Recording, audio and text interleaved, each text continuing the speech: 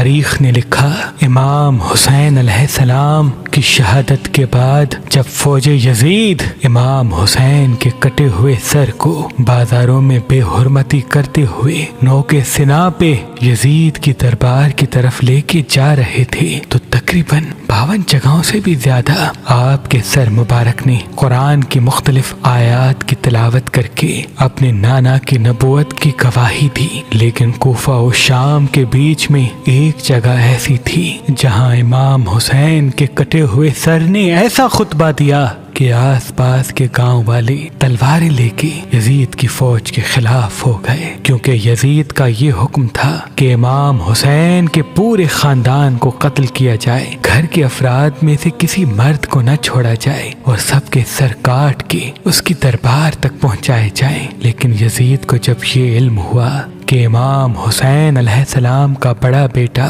इमाम अली ज़ैनुल आबिदीन अलैहिस्सलाम बीबियों के साथ कैद होके शाम की तरफ आ रहे हैं, तो यजीद ने अपने सिपाहियों में से कुछ को इस पैगाम के साथ शिमर के पास भेजा कि जिस तरह से बनी हाशिम के तमाम सर काट के मेरे पास लेके आ रहे हो, वैसे ही अली ज़ैनुल आबिदीन का सर भी काट लो, क्योंकि मैं चाहता हूँ कि आले मोहम्मद की औलाद इस ज़मीं पे कायम न रहे, कोई भी खुद को मोहम्मद मुस्तफ़ा से निस्बत न दे और रहती दुनिया तक आले मोहम्मद का निशान जमीन से खत्म हो जाए। तो यूं जुबैर बिन अब्दुल्ला और हारिस बिन नौमान उस काफिले तक आ पहुंचते हैं जिसमें रसूलुल्लाह की बेटियां नंगे सर कैदी होके आ रही हैं और रसूलुल्लाह के पूरे खानदान के सर कटे हुए नौके सिना पे बुलंद दरबार यजीद की तरफ चल रहे हैं। जैसे ही उन सिपाहियों ने तलवार निकाली और बावाज़े बुलंद शिमर से कहने लगे कि ऐ शिमर, यजीद का हुक्म है कि तूने हुसैन के बड़े बेटे अली को अभी तक क्यों जिंदा छोड़ा है। शिमर कहने लगा, ये तो बीमार है, ज़ईफ है, इसको इसलिए जिंदा छोड़ा है ताकि ये अपने खानदान का तमाशा देख सके।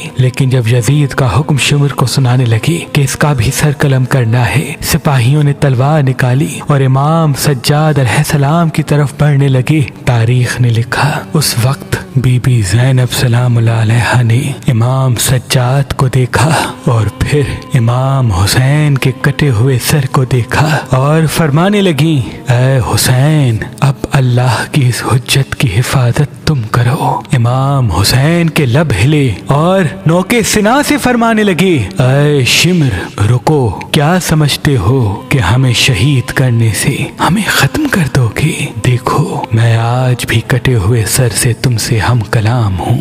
इमाम हुसैन का ये रोब, दबदबा, मर्तबा देख के वो जो सिपाही जो यजीद की तरफ से आए थे उन्होंने अपनी तलवारें जमीन पे फेंक दी। एक अजीब सा शोर बर्पा हो गया, आसपास के गांव वाले आ गए। इमाम हुसैन सबसे मुखातिब होके फरमाते हैं, ऐ बस्ती वालों, मैं हुसैन इब्ने अली हूँ, फातिमा का बेटा, रसूल का नवासा, वो मोहम्मद जो तमाम अंबिया से अफजल है। और ये जो खानदान कैदी बना के यजीद अपनी दरबार की तरफ लेके जा रहा है, ये वही खानदान है जिसके लिए अल्लाह ने कुरान में कसमें उठाई हैं। ये खानदान पूरी इंसानियत में अल्लाह के सबसे करीब है। ये जो बीबियां नंगे सर तुम देख रहे हो, ये रसूल की बेटियां हैं। ये तमाम सर जो कटे हुए नौके सिना पे बुलंद हैं, ये रसूल की औलाद हैं। जैसे ही इमाम हुसैन अलैहिस्सलाम के अल्फाज आसपास के गांव वालों ने सुने,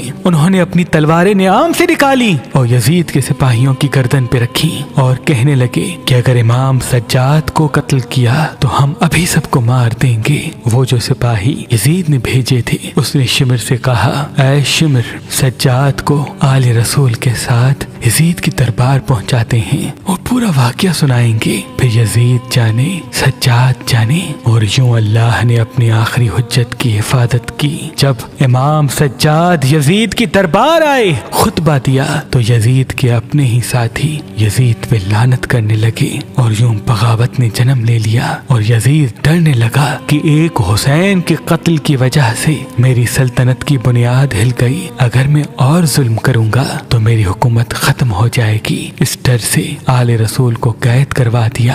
लेकिन यजीद के लिए लोगों की नफरत कम न हुई। बिलाखिर उनको 2 साल के बाद रिहा किया। लेकिन आज तक तक हर मुसलमान के दिल में यजीद के लिए नफरत मौजूद है, क्योंकि जिसने मोहम्मद व आले मोहम्मद पे जुल्म किया उसने अल्लाह को नाराज किया, और जिसने अल्लाह को नाराज किया उस पर हमेशा लानत बरसती है। आज भी इमाम सज्जाद की नस्ल से सैयद और सादात पूरी दुनिया में रसूल अल्लाह की औलाद कहलाते हैं, क्योंकि ये अल्लाह का वादा है कि वो मोहम्मद मुस्तफ़ा की औलाद को ज़मीन पे फैलाएगा। और जिस यजीद ने रसूल अल्लाह की औलाद को ख़त्म करना चाहा, आज उस यजीद की नस्ल का नामो निशान तक नहीं मिलता, नामो निशान तक नहीं मिलता।